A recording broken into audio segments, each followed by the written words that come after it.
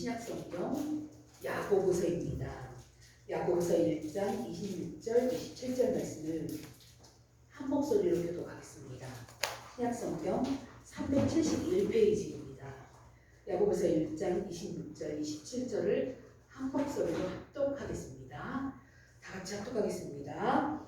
누구든지 스스로 경건하다 생각하며 자기 혀를 제갈 물리지 아니하고 자기 마음을 속이면 이 사람의 경건은 헛것이라. 하나님 아버지 앞에서 정결하고 더러움이 없는 경건은 곧 고아와 가부를 그 환난 중에 돌보고 또 자기를 지켜 세속에 물들지 아니하는 그것이니라. 아멘. 오늘은 참된 경건이란 무엇인가? 이 제목으로 여러분들에게 말씀을 드리려고 합니다. 오늘 본문 말씀은 야고보서 1장 전체 말씀을 요약한 내용입니다. 또한 야고보서의 나머지 부분에서 반복되는 주제이기도 합니다. 그런 의미에서 오늘 여러분들이 읽은 이 말씀은 야고보서를 우리가 고찰하는 데 있어서 아주 중요한 부분 중에 한 군데입니다. 한마디로 이 본문 말씀을 이야기하면 참된 기독교란 어떠한 것인지를 말해주고 있는 것입니다. 그것을 경건이라는 용어로 요약할 수 있습니다. 오늘 이 두 구절 안에 참된 경건이란 무엇인가? 그것을 아주 정확하게 요약하고 있습니다. 경건을 다른 말로 표현하면 종교라고도 말할 수 있습니다. 성경적인 의미로 이 경건과 종교는 같이 가고 있습니다. 같은 것을 지칭하고 있는 것입니다. 세상은 우리를 예수 믿는 사람, 또 기독교인, 또는 기독교에 속한 사람이라고 우리를 이야기하고 있습니다. 오늘 본문은 과연 우리가 진정한 그리스도인으로서 참 기독교에 속해 있는지 또는 기독교를 세상에 드러내는 일에 과연 잘하고 있는지를 점검해 볼 수 있는 말씀입니다. 오늘 이 말씀 안에, 이 말씀 앞에 우리 자신을 잘 살펴보는 시간이 되기를 바랍니다. 오늘 본문 26절 말씀 앞부분을 보면 누구든지 스스로 경건하다 생각하며 이렇게 시작을 하고 있습니다. 스스로 경건하다고 말하고 있는 이 사람은 겉으로는 종교적인 일을 하는 사람입니다. 겉으로는 신앙생활을 잘하고 있는 사람이에요. 그런데 이 말씀이 문제 삼고 있는 사람은 좁은 의미로 보면 교회의 일은, 종교적인 것은 모두 다 잘 지키고 있는데 무언가가 부족하다는 의미를 담고 있습니다. 스스로 내가 경건하다고 생각을 하는 사람은 사실은 신앙생활을 잘하고 있는 사람이에요. 그런데 부족한 게 한 게 있어요. 간단하게 말하면 이 사람은 공적인 예배와 사적인 예배 시간을 철저히 지키면서 신앙생활을 아주 잘하고 있는 성도예요. 남들이 봤을 때 이분은 진짜 참성도야, 진짜 그리스도인이야, 이렇게 말하고 있는 사람일 수도 있습니다. 공적인 예배는 예배에서, 그러니까 교회에서 놓여 있는 시간 예배를 말하고 있어요. 주일 예배나 뭐 수요 예배, 또 철야 예배, 새벽 예배, 이런 거를 공적인 예배라고 하고, 사적인 예배는 일상생활 속에서 이제 본인이 하나님과 갖는 그런 뭐 기도 시간이나 성경 읽는 시간이나 이런 거를 사적 예배라고 말을 합니다. 공적인 예배와 사적인 예배의 형식적인 것에만 집중하는 사람은 자신이 종교적인 사람이라고 이제 스스로를 평가할 수 있어요. 하지만 외적인 모습뿐만 아니라 내면에도 바른 예배의 모습을 갖는 사람을 경건하다고 표현합니다. 겉으로 신앙생활 잘하는 사람을 경건한 사람이라 이렇게 말하지 않고 겉으로 신앙생활 열심히 하는 사람과 내면적인 모습까지도 우리는 보면서 그 사람을 경건하다고 말할 수 있는 것이에요. 본문 26절 말씀을 보면 누구든지 스스로 경건하다고 생각하며 자기 혀를 제갈 물리지 아니하고 자기 마음을 속이면 이 사람의 경건은 헛것이라고 말하고 있습니다. 겉으로는 신앙생활 너무 잘하고 있어요. 남들이 봤을 때 다 경건한 사람이라고 표현할 정도의 착실한 신앙 성도예요. 그런데 오늘 말씀은 자기 혀를 제갈 물리지 아니하고 이 사람의 경건은 헛것이라고 말씀합니다. 혀를 제갈 물리다는 이 말은 뭐예요? 언어, 말을 하는 데 있어서 문제가 있다는 얘기예요. 이런 사람은 이 사람의 경건은 헛것이라고 표현합니다. 성경은. 이런 사람은 하지만 하나님은 그것을 헛것이라고 말씀합니다. 남들이 경건하다고 인정해도 하나님은 너는 경건하지 않아. 이렇게 말씀하신다는 거예요. 이것을 하나님은 왜 헛것이라고 말씀했을까요? 오늘 본문에 나오죠. 외적인 공적 예배를 힘쓰지만 자기 혀를 제가 눌리지 않았기 때문입니다. 이런 사람의 경건은 헛것이라고 말씀합니다. 바로 이것이 경건에 대한 첫 번째 참 경건한, 진실로 경건한 사람의 모습을 보여줍니다. 바로 언어 사용이에요. 바른 언어 사용을 하는 사람이 첫 번째 경건한 사람의 모습이에요. 19절에는 앞부분 우리가 살펴본 19절 말씀에 보면은 내 사랑하는 형제들아 너희가 알지니 사람마다 듣기는 속히 하고 말하기는 더디하라고 합니다. 한 번 더 생각을 하고 이 내가 말하고 있는 것이 하나님 뜻인가 아닌가 생각하면서 더디 말하라고 제가 앞서 말씀을 드렸습니다. 이 말씀처럼 우리는 한 번 더 말할 때 한 번 더 생각하고 더디 말할 줄 아는 사람이어야 합니다. 잠언 15장 1절에도 말씀합니다. 유순한 대답은 분노를 시게 하여도 과격한 말은 노를 격동하느냐고 말씀합니다. 사람들이 분노할 때 내가 상대방이 나한테 화가 엄청 나 있어. 근데 내가 맞서서 더 큰 목소리로 말하게 되면 더 격노하게 됩니다. 그런데 내가 유순하게 내가 미안한 마음을 가지고 유순하게 말을 하면 분노를 가라앉힐 수 있어요. 이 얘기를 잠언 15장 1절에서 말씀하고 있는 것입니다. 우리가 상대방이랑 싸움을 할 때 우리가 이런 걸 잘 느낄 수 있어요. 순한 말은 분노를 가라앉힙니다. 그런데 상대가 나한테 큰 소리를 말했다고 난 더 큰 소리를 말해요. 그러면 더 큰 싸움으로 번지게 돼 있습니다. 또 잠언 15장 23절은 사람은 그 입의 대답으로 말미암아 기쁨을 얻나니 때에 맞는 말이 얼마나 아름다운 거라고 말씀합니다. 사람의 말이 우리나라 속담에 한마디 말이 천냥비틀을 갚는다는 표현도 있습니다. 속담도 있습니다. 이처럼 사람의 대답 한마디로 상대를 기쁘게 할 수 있어요. 그리고 때에 맞는 말이 정말 얼마나 아름다운 거라는 표현까지 썼습니다. 때에 맞는 말을 했을 때 그 말은 정말 아름다운 말이다. 아름답다. 이렇게 잠언에서 말씀하고 있습니다. 우리는 때에 맞는 말을 해야 합니다. 때에 맞는 말을 할 때는 내가 이 말이 하나님이 진짜 나에게 주신 하나님 뜻대로 하시는 말씀인가? 그거 생각을 하면서 지금 내가 이 말을 해야 하나 안 해야 되나 이렇게 생각을 하고 그리고 더디 천천히 급하게 대답해 줄 경우도 있지만 보통 우리가 상대랑 대화할 때는 한 번 더 생각을 하고 말을 더디하는 것이 그리고 때에 맞는 합당한 말을 하는 것이 이것이 경건한 사람의 모습이라는 거예요. 모든 일을 열심히 하는 사람이 가끔 이상한 말을 해서 문제가 일어나는 경우가 있어요. 일을 잘해놓고 한마디를 나쁜 말을 해서 그 잘한 일이 다 헛것이 되는 경우들이 사실 우리 삶 속에 있습니다. 오랜 신앙생활을 하다 보면 교회 안에서 그런 일이 발생하는 겁니다. 바로 그런 것을 염두에 두고 이 야고보가 우리에게 이야기하고 있는 것이에요. 어떤 사람이 스스로 경건하다고 생각할 정도로 주어진 일을 열심히 합니다. 그런데 아주 중요한 순간에 상황에 맞는 말을 못해갖고 일이 벌어지는 경우들이 있습니다. 교회 안에서도 많습니다. 이런 일이. 그래서 누군가 상처를 받고 시험을 당하고 그런 일들이 정말 많습니다. 나는 잘해보려고 하는데 말 한마디 실수해가지고 그거로 인해서 상대가 상처를 받고 교회를 떠나는 경우도 있습니다.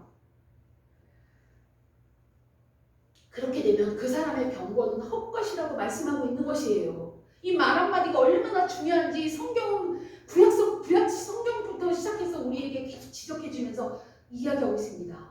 너희들이 신앙생활 경건하게 하려면 말을 조심해야 돼. 때에 맞는 말을 해야 돼. 이렇게 야고보는 우리에게 말씀하고 있는 거예요.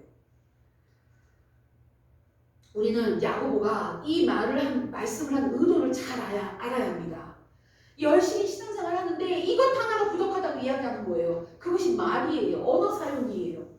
오늘 말씀은 우리가 세상을 살아갈 때 어떻게 말하고 살아야 하는 것을 구체적으로 이야기해 주는 말씀입니다. 잠언 25장 9절에서도 또 말씀합니다. 너는 이웃과 다투거든 변론만 하라. 그것만 하고 남의 은밀한 일은 누설하지 말라고 말씀합니다. 우리는 사실 이웃과 다툴 수 있습니다. 치고받고는 안 해도 말다툼이나 감정 싸움을 할 수가 있어요. 같이 일하는 회사 안에서도 그런 일이 벌어질 수 있습니다. 교회 안에서도 얼마든지 벌어질 수 있습니다. 말다툼 할 수 있습니다. 안 다투면 훨씬 더 좋겠지만 다투는 상황이 발생합니다. 그럴 때 마태복음 5장 37절 말합니다. 옳다, 옳다, 아니다, 아니라 분명하게 말하라고 말씀합니다. 이것은 맞다, 그것은 아니다. 정확하게 말을 하라는 얘기예요. 그 상황에 이것은 맞는 말이야. 이 일은 진짜야. 저 일은 거짓이야. 진실은 말을 하되 변론은 하되 남의 은밀한 일은 누설하지 말라 그 얘기예요. 진짜 변론은 하되 진실은 바르게 말하고 아닌 건 아니라고 말하되 남의 은밀한 일은 말하지 말라는 얘기예요. 만약 이렇게 하지 않으면 잠언 25장 10절에 말씀합니다. 듣는 자가 너를 꾸짖고 너를 악평이 떠나지 않는데 잠언에서 말씀합니다. 그러니까 우리가 남의 은밀한 일까지 막 발설하고 다니면 그것을 좋게 여기는 사람이 아무도 없다는 얘기예요. 끊임없이 쟤는 비밀 절대 얘기해주면 안 돼. 다 퍼뜨리고 다녀. 이런 사람이 되는 거예요. 끊임없이 악평을 받는 사람이 되는 거예요. 또 잠언 25장 11절에는 얼마나 아름다운 단어를 써서 이 말씀을 했는지 한번 들어보세요. 경우에 합당한 말은 아로새긴 은쟁반의 금사라는 말씀을 썼어요. 아로새긴 은쟁반의 금사가 금과 은 귀한 것들로 이 표현을 했습니다. 이 경우에 합당한 말은 아로새긴 은쟁반의 금사가라고 이 표현은 정말 아름다운 표현 중에 가장 아름다운 표현이에요. 최고의 표현을 한 거예요. 이 경우에 합당한 이 말이 얼마나 중요한지 이렇게 아름다운 단어를 사용해서 표현을 했습니다. 아로새긴 은쟁반에 금사가가 있다면 얼마나 좋을까요? 금사가면 진짜 그게 엄청난 가치가 있는 거죠. 오늘날 금가 엄청 비싸잖아요. 금사가 정도 되면 한 30돈 정도 될 거예요. 그러면 1,000만 원에 가까이 해당하는 금액일 수도 있어요. 얼마나 이 가치가 크다는 얘기를 하고 있다는 거예요. 이 당시도 이 글을 잠언 썼을 때 이 당시도 이 금은 큰 가치를 합니다. 오늘날도 금은 큰 가치를 하고 있죠. 이렇게 아름다운 표현을 써서 경우에 합당한 말이 그렇게 중요하고 가치가 있어. 정말 너희는 말을 잘해야 돼. 이렇게 우리에게 주시는 거예요. 성경은 많은 곳에서 이 말에 대한, 이 언어에 대한, 이 입의 혀에 대한 이야기를 참 많이 하고 있습니다. 정말 이 언어 사용은 정말로 중요합니다. 특히 우리 기독교인들은 정말로 언어를 잘 사용해야 돼요. 우리는 진짜 이 성경의 표현대로 아름다운 가치 있는 말만 하면 정말 좋을 것 같죠. 그런데 우리의 입은 그렇지 못하고 있습니다. 좋은 말을 할 때도 있지만 악한 말을 할 때도 정말 많습니다. 그래서 우리는 항상 하나님 앞에 회개해야 돼요. 내가 상대방이 상처 주는 말을 했지 않았을까? 정말 상대가 듣기 싫은 말을 내가 막 분을 품고 했지 않았나? 우리는 그런 걸 생각하면서 늘 회개하는 자세를 지난주에 제가 말씀드렸죠. 우리는 늘 회개해야 된다고. 우리는 정말 매 순간순간 내 입에서 어떤 말이 쏟아질지 몰라요. 그래서 오늘 야고보는 우리에게 참된 경건은 바른 언어 사용이라고 분명히 우리에게 말씀해주고 있습니다. 성경에 또 사무엘 선지자에 대한 하나님의 평가가 나옵니다. 사무엘상 3장 19절 말씀인데 한번 제가 읽어드릴게요. 들어보세요. 여호와께서 그와 함께 계셔서 그의 말이 하나도 땅에 떨어지지 않게 하시니 사무엘에게 주신 말씀이에요. 하나님께서 사무엘과 함께 하셔서 사무엘의 말이 하나도 땅에 떨어지지 않게 하시겠대요. 지금 이 말씀은 마치 하나님의 말씀하시면 다 이루어지듯이 사무엘이 하나님의 뜻을 받들어서 예언하는 모든 것이 이루어졌다는 그런 뜻이에요. 그런데 이것은 이 예언적인 하나님의 뜻을 전하는 그 말씀뿐만이 아니라 사무엘의 모든 일상생활 속에서도 말한 말이 다 이루어졌다는 얘기예요. 얼마나 큰 축복이에요. 말한 그대로 된 거예요. 사무엘이 이런 축복을 하나님께 받았어요. 사무엘의 삶이 얼마나 경건하면 하나님이 그의 모든 말들이 삶 속에서도 하나님의 뜻만이 아닌 사무엘의 뜻대로 한 말까지도 다 이루어주셨대요. 이건 엄청난 축복입니다.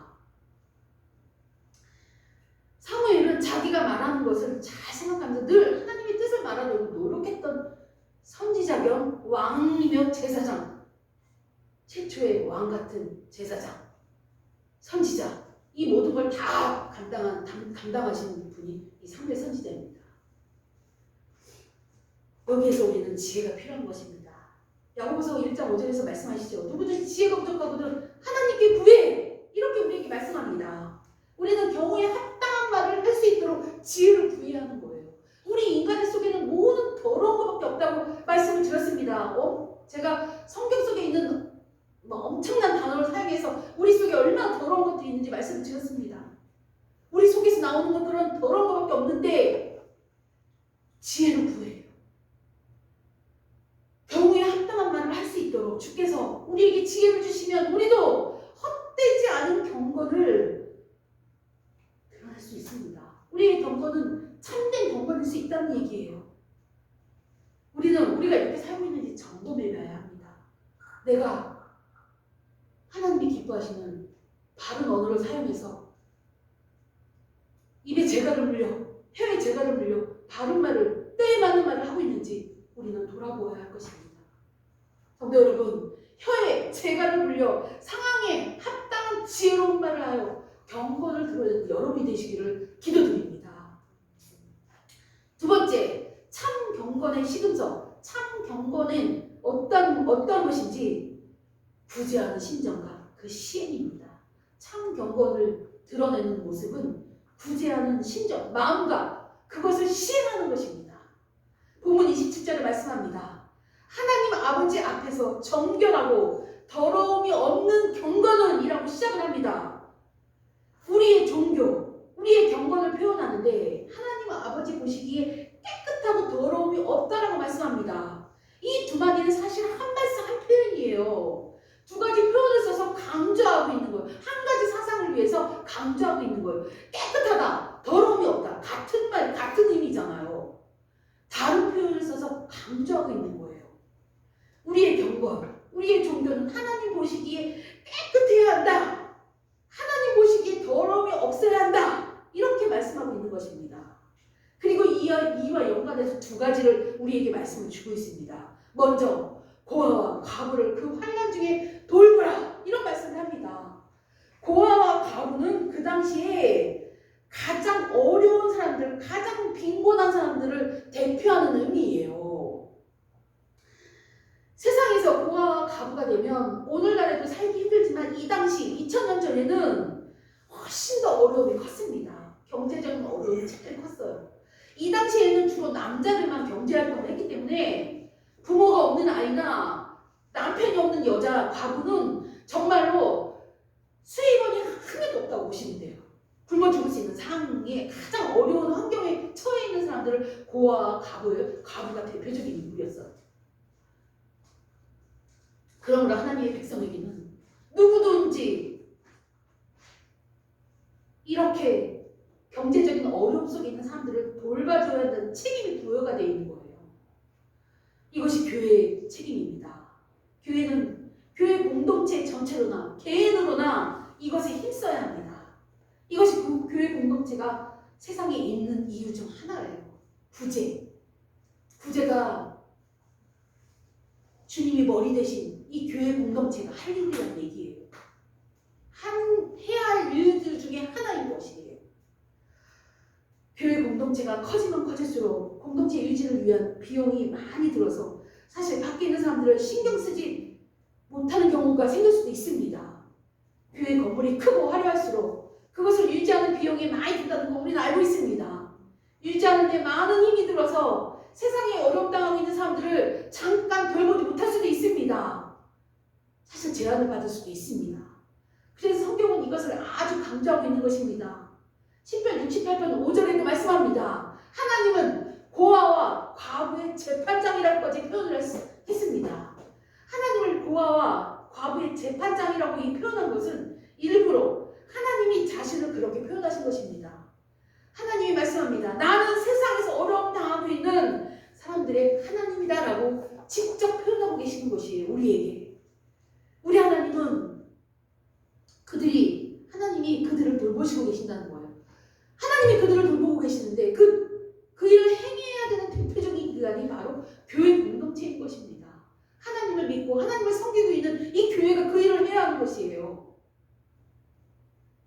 우리는 하나님 아버지를 본받아 살아야 합니다. 하나님이 세상에서 이루고 하시는 뜻이 무엇인지 우리는 생각해야 합니다. 교회 공동체도 마찬가지고 개인도 마찬가지고 사실 우리는 주변에 어려운 이웃을 돌보는 것보다 우리 자신을 유지해 나가는 것이 그것이 더 중요하고 그것만 더 신경을 쓰고 있습니다. 이것이 사실이에요. 교회 공동체가 어떻게 이 세상에서 하고 있느냐에 따라 개개인에게 영향을 미치고 있습니다. 만약 교회 공동체가 자기 교회 스스로를 유지하는 거에 훨씬 더 힘쓰고 교회 꾸미는 데 더 관심을 갖고 있다면 그 속에 속해 있는 개개인들도 다른 사람을 신경 쓰기보다 자기 자신에게 더 많은 관심을 쏟게 될 것입니다.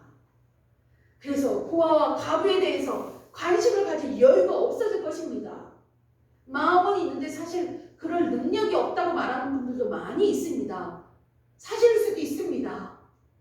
그러나 우리는 능력이 없을지라도 항상 고아와 과부를 돌보는 일에 힘써야 되겠다고 마음은 먹어야 하는 것입니다. 내가 쓸 거 다 쓰고는 굳이 할 수 없습니다. 그래서 우리는 검소하게 살아야 합니다. 그래야만 고아와 과부를 위해서 사용할 것이 있게 되는 거예요. 나를 위해 쓸 것을 반만 줄이고 아니면 10분의 1만 줄여서 그것으로도 구제할 수 있는데 얼마든지 우리는 쓸 수 있습니다. 우리는 세상에서 어려움 당하는 사람들을 중심으로 살아가야 하는 것입니다. 그것이 교회가 할 일이고 여러분들이 해야 할 일입니다. 성도 여러분, 고아와 과부를 돌보는 일에 힘써서 경건을 드러내는 여러분들이 되시기를 기도드립니다. 세 번째, 참된 경건의 모습은 세속에 물들지 않는 것입니다. 세속에 물들지 않는 것. 우리 권사님도 아까 기도해 주셨죠. 우리 오늘 본문 20절 후반절 말씀에 말합니다. 자기를 지켜 세속에 물들지 아니하는 그것이 참경건의 모습이라고 말씀하고 있습니다. 자기를 지켜 세속에 물들지 않는다는 것은 세상의 가치, 세상의 사고방식 등이 나를 주관하지 않도록 만드는 거예요. 우리가 정신을 차리지 않으면 교회도 세속의 영향을 받아갈 수 있습니다. 교회 안에서도 세상이 원하는 사고방식을 가지고 활동할 수 있어요. 어느새 교회 안에도 세속화가 되어가고 있습니다. 오늘날 교회가 그렇습니다. 세상의 영향을 받은 교회의 모습이 바로 교회의 세속화입니다. 세상이 아무리 이것이 맞아 해도 하나님이 아니라고 하는 것은 우리는 아니라고 말할 수 있어야 하는 것이에요. 세상은 다 인정하는데 왜 교회만 그렇게 고리타분해? 아닙니다. 이것이 맞는 것이에요. 하나님이 아니라고 한 건, 하나님이 하지 말라고 한 거는 세상에서 다 해도 돼. 그래도 우리는 안 돼, 하면 안 돼. 이래야 되는 것이에요. 정말 오늘날 우리 모습을 믿는다고 말하고 있는 우리 모습을 봐도 얼마나 우리가 세속화되어 있는지 우리는 우리 자신을 말씀에 비춰서 정말 들여다볼 줄 알아야 돼요. 세속화되어 가고 있는 내 모습을 하나님께 우리는 회개하고 돌아서야 돼요. 성경에서 말하고 있는 하나님의 말씀하고 있는 그 모습대로 우리는 변화되어야 된단 말이에요. 세상이 지금은 정말 악한 시대입니다. 너무너무 악해서 그 악한 것이 악하다고 느끼지 않을 만큼 그런 세상이 됐어요. 오늘날 세상이 얼마나 무서운 세상이 됐는지 정말 그 여러분들은 하나님 말씀에 비춰봤을 때 세상이 얼마나 악하다는 걸 우리는 깨닫고 있어야 돼요. 영적으로 우리는 정신 차리고 있어야 돼요. 어느 순간 이 세상의 세속화가 교회 안에 쑥 들어와서 세상과 교회가 똑같아지면 절대로 안 되는 것입니다. 우리 오늘 이 말씀이 정말 중요한 말씀이에요. 이 야고보서 1장 전체를 통틀어서 딱 지적해주는 말씀이에요. 총 주제를 정리해주는 말씀이에요. 우리가 경건하게 하나님의 사람이라면 이렇게 살아야 되는 세 가지를 우리에게 주시는 말씀입니다. 그러면 우리는 세상 속에서 살고 있는 우리는 세상에 속하지 않는 사람이 되려면 어떻게 우리를 나타내야 할까요? 이걸 알아야 우리가 세속화가 되지 않겠죠. 너무나 우리가 잘 아는 말씀입니다. 그것은 세상의 가치가 아니라 하나님 나라의 가치가 우리를 주관해 나가는 것입니다. 우리가 하나님 말씀을 알아야 하나님 뜻이 무엇인지 알고 세속화가 되지 않는다는 것이에요. 교회도 그렇고 개인도 마찬가지입니다. 세상에서 멋있다고 하는 것, 세상에서 괜찮다고 하는 것, 세상에서 해도 된다고 하는 것들을 향해서 나 그것만 바라보고 나아간다면 우리는 세속에 물드는 것입니다. 세상에서 괜찮아, 이거 해도 돼. 아, 그거 하나님이 하면 안 된다고 하셨어. 안 할 거야. 이래야 되는 거예요, 우리는. 세상이 해도 돼. 이거 문제가 되지 않아. 이거 하나님이 하지 말라고 했는데 세상에 좀 다 해도 된다고 하네? 그럼 나도 그 속에서 계속 같이 가야지. 이러면 우리는 큰일 나는 것입니다. 그러면 하나님은 헛된, 아무리 예배 잘 드려도 헛되다고 말씀하시는 거예요. 세속화는 아주 다양한 형태로 우리 가운데 있을 수 있습니다. 교묘한 세속화가 우리 가운데 있을 수 있습니다. 가장 교묘한 세속화는 무엇인지 아세요? 나 자신은 전혀 세속적이지 않다라고 말하는 것이 가장 교묘한 세속화입니다. 한국교회 안에 아주 흔하게 발견하는 이 교묘한 세속화는 주님께 열심히 충성하면, 내가 주님께 충성하면 이 땅에서 난 잘 살아, 이렇게 생각하는 거예요. 이건 잘못된 생각이에요. 주님께 충성하고 우리가 신실하게 신앙생활 한다고 해도 못 살 수도 있어요. 가난하게 살 수도 있습니다. 우리가 바라는 대로 뜻대로 못 살 수도 있어요. 이 세상에서 우리가 바라는 대로 다 이루어지지 않고도 않으며 살 수도 있어요.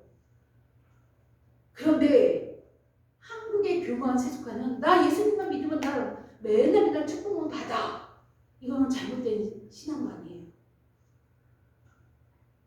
한때 아주 미국의 유명한 목사님이 이 신앙생활하고 축복받는다 이거만 강조해서 이단으로까지 갈 뻔한 목사님이 계셨습니다.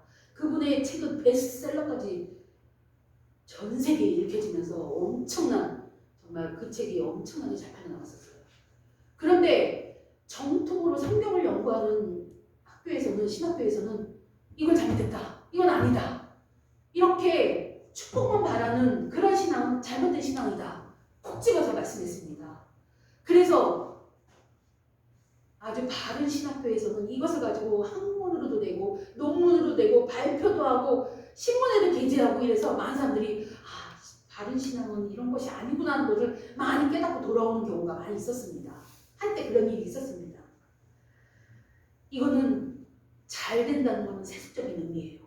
신앙생활을 하면서도 우리는 고난도 있을 수 있고 어려움이 있을 수 있습니다. 그러나 우리는 이것을 해결해 주실 분이 내 안에 계시기 때문에 우리는 극복할 수 있는 것입니다. 이 어려움을 통하여 우리는 연단을 당해서 금같이, 정금같이 든든한 신앙을 가질 수 있게 되는 것이에요. 이것이 하나님 뜻이에요. 세상 사람과 다른 것이 이것입니다. 우리는 잘못된 사고방식, 잘못된 신념을 가지고는 안 되는 것입니다. 성도 여러분, 오늘 말씀 앞에서 우리 자신을 돌아보면서 정말 주님이 원하시는 참 그리스도인, 참 교회의 모습을 세상 가운데 드러내는 여러분이 되시기를 기도드립니다. 그리고 오늘 말씀처럼 참 경건의 세 가지 모습, 합당한 언어 사용과 어려운 사람을 돌아볼 줄 알고 세속에 물들지 않는 참된 경건을 드러내는 여러분이 되시기를 축복합니다. 기도하겠습니다. 아버지 하나님, 은혜를 감사합니다. 아버지 하나님, 우리는 주님을 잘 믿고 싶습니다. 정말 참된 경건을 드러내는 성도들이 되고 싶습니다. 그러나 우리는 부족해서 아버지 하나님, 주님이 지혜를 주시지 않으면 참된 경건의 모습을 드러낼 수가 없습니다. 하나님이 기뻐하시는 바른 언어를 사용할 수 없습니다. 하나님이 원하시는 이웃을 구제하는 데 사용하는 여유가 없습니다. 그리고 세속에 물들지 않을 수 있는 그런 우리는 능력이 없습니다. 아버지 하나님이 지혜를 주셔서 내 안에 계신 성령 하나님의 역사로 이 세상을 하나님이 기뻐하시는 참된 경건을 드러내며 살아가는 하나님의 귀한 자녀들이 될 수 있도록 은혜 내려 주시옵소서. 감사드리며 영광을 드리며 우리 주 예수 그리스도의 이름으로 기도드립니다.